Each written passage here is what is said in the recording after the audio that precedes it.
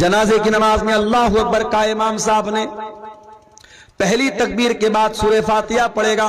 بسم اللہ الرحمن الرحیم الحمدللہ رب العالمین الرحمن الرحیم مالک یوم الدین ایاک نعبد و ایاک نستعین اہدنا الصراط المستقیم صراط الذین انعمت علیہم غیر المغضوب علیہم ولا الضالین آمین۔ سورہ فاتحہ پڑھے گا۔ اس کے بعد کوئی سورت ملا لے گا۔ بسم اللہ الرحمن الرحیم قل هو اللہ احد اللہ الصمد لم یلد ولم یولد ولم یکن له کفوا احد۔ اس کے بعد امام کہے گا اللہ اکبر۔ اس میں رفع یدین کر بھی سکتے نہیں بھی کر سکتے، دونوں طریقہ جائز۔ اگر آپ چاروں مرتبہ رفع یدین کرے تو بھی چلے گا، اور صرف ایک مرتبہ رفع یدین کر کے ہاتھ باندھے رہے تو بھی چلے گا۔ ایک بار اللہ اکبر کا سورہ فاتحہ پڑھا، کوئی سورت پڑھی۔ اب دوسری مرتبہ امام نے اللہ اکبر کا، آپ کیا پڑھیں گے؟ آپ اللہم صلی علی محمد وعلی آل محمد کما صلیت علی ابراہیم وعلی آل ابراہیم انکا حمید مجید اللہم بارک علی محمد وعلی آل محمد کما بارکت علی ابراہیم وعلی آل ابراہیم انکا حمید مجید۔ درود شریف پڑھا۔ پھر امام نے کہا اللہ اکبر۔ اب یہ تیسری تکبیر ہے۔ اب اس میں آپ جنازے کی دعا پڑھیں۔ جنازے کی کئی دعائیں ہیں، چھوٹی چھوٹی دعا بھی ہے، تھوڑی لمبی دعا بھی ہے۔ ایک دعا جو بہت مشہور ہے، شاید جن کو یاد ہے یہ والی دعا یاد ہوگی۔ اللہم اغفر لحینا ومیتنا وشاہدنا وغائبنا وصغیرنا وکبیرنا وذکرنا وانثانا اللہم من احییتہ منا فاحیہ علی الاسلام ومن توفیتہ منا فتوفہ علی الایمان اللہم لا تحرمنا اجرہ ولا تفتنا بعدہ۔ یہ دعا ہے، اتنی تو کم سے کم آپ کو یاد ہونی چاہیے۔ اس دعا کا مطلب کیا ہے؟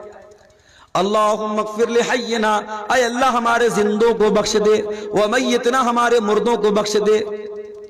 اللہم اغفر لحینا ومیتنا وشاہدنا وغائبنا، جو موجود ہیں ان کو بھی بخش دے، جو موجود نہیں ہیں ان کو بھی بخش دے۔ اے اللہ ہمارے مردوں کو بھی بخش دے، ہماری عورتوں کو بھی بخش دے، ہمارے بچوں کو بھی بخش دے، ہمارے زندوں کو بھی بخش دے، ہمارے مردوں کو بھی بخش دے۔ سارے لوگوں کی بخشش کی دعا کرتے ہیں آپ جنازے کی نماز۔ اس کے بعد آپ کیا کہتے ہیں؟ اللہم من احییتہ منا فاحیہ علی الاسلام، اے اللہ تو جسے زندہ رکھے اسے اسلام پر زندہ رکھے، ومن توفیتہ منا، اور جسے تو موت دے دے فتوفہ علی الایمان، اے اللہ تو اسے ایمان پر موت دے۔ اللہم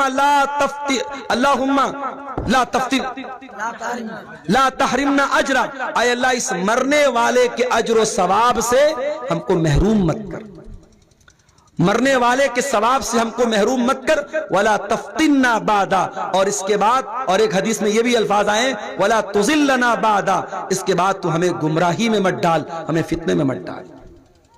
ایک چھوٹی سی دعا بھی جنازے میں آپ پڑھ سکتے ہیں۔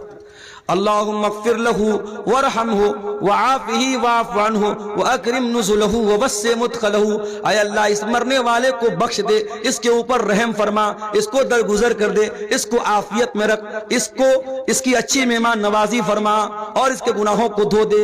یہ دعا بھی آپ پڑھ سکتے ہیں۔ تو جنازے کی تیسری تکبیر کے بعد آپ کو یہ دعا پڑھنی۔ اس کے بعد چوتھی تکبیر ہوگی، امام السلام علیکم ورحمۃ اللہ، السلام علیکم ورحمۃ اللہ، دونوں طرف سلام پھیرے گا، آپ سلام پھیر دیں گے۔ یہ جنازے کی نماز کا طریقہ ہے۔ اس کے بعد اور آگے بڑھیے۔ اب آپ جنازہ پڑھ چکے، اب مردے کو قبرستان لے کے جا رہے ہیں۔ دنیا میں انسان کتنا طاقتور تھا، دنیا میں اس کی فارچونر گاڑی جب گزرتی تھی روڈ پر تو لوگ تاکنے لگتے، نیتا جی کی گاڑی آ گئی، ودھائک جی کی گاڑی آ گئی، منتری جی کی گاڑی آ گئی، فلانے صاحب کی گاڑی آ گئی۔ اور آج جنازے پہ لیٹا ہوا ہے وہ انسان، اور اس کی جنازے کی چارپائی کو لوگ پکڑے ہوئے ہیں اور اس کو لے کے قبرستان جا رہے ہیں۔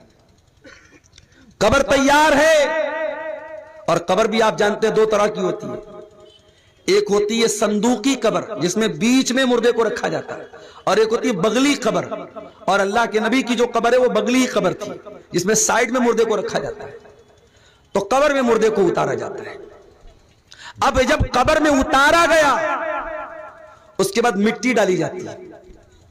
مٹی ڈالنے کے ٹائم بہت سے لوگ دعا پڑھتے منہا خلقناکم ومنہا نخرجکم وفیہا نعیدکم تارۃ اخری، یہ دعا پڑھتے ہیں، یہ ثابت نہیں ہے، بس بسم اللہ پڑھ کے آپ مٹی ڈال دیجئے۔ مٹی ڈال دیا، ہاتھ جھاڑ کے چلے آئے۔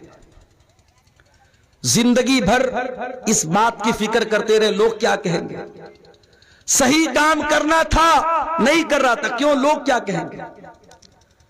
مولوی صاحب نے تقریر میں بیان کیا بارات مت لے کے جا، جہیز مت لے تو، منگنی کی رسم مت کر تو، ہلدی کی رسم مت کر تو۔ آپ کی شیرشاہ بادی برادری میں کٹیہار میں مجھے لوگوں نے بتایا باقاعدہ بینڈ باجا تک کی شادی ہو رہی ہے۔ کہاں ہے آپ؟ اتنے بڑے بڑے جلسے اور ہندوستان کے چنندہ علماء کو بلانے کا کیا فائدہ ہے اگر آپ کی برادری کے اندر جو الحمدللہ 80% اہل حدیث لوگ ہیں، آپ کی برادری میں ابھی بھی اگر ناچ گانے کے ساتھ اور بینڈ باجے کے ساتھ اگر شادی ہو رہی ہے اور 2-2 لاکھ روپیہ کیش لے کے شادی ہو رہی تو کیا مطلب ہے میرے بھائی؟ لیکن بہت ساری رسم و رواج کی بات آتی ہے، لوگوں کا یہی کہنا رہتا لوگ کیا کہیں گے۔ ارے لوگ کچھ بھی کہیں تو یہ دیکھ اللہ کیا کہے گا۔ تجھے حساب اللہ کو دینا ہے، لوگوں کو نہیں دینا ہے۔ لوگ تو تیرے مرنے کے بعد آئیں گے، قبر پہ مٹی دیں گے، ہاتھ جھاڑیں گے، چلے جائیں گے۔ لوگ تیرے اچھے کام کی بھی تعریف کرنے کے لیے تیرے مرنے کا انتظار کریں گے۔ جس دن تو مرے گا تیری قبر پہ مٹی دینے آئیں گے، اس دن کہیں گے کہ ہاں یار آدمی تو بڑا اچھا تھا۔ زندگی میں جس نے کبھی آپ کو اچھا نہیں کہا وہ مرنے کے بعد اچھا کہے گا۔ لوگوں کو خوش مت کرو میرے بھائی، اللہ کو خوش کرو، اس کو راضی کرو۔ لوگ تو آپ کے مرنے کا انتظار کرتے ہیں۔ قبر میں مٹی دے کے لوگ چلے گئے، یہاں تو اتنی بڑی بڑی لائٹیں جل رہی ہیں۔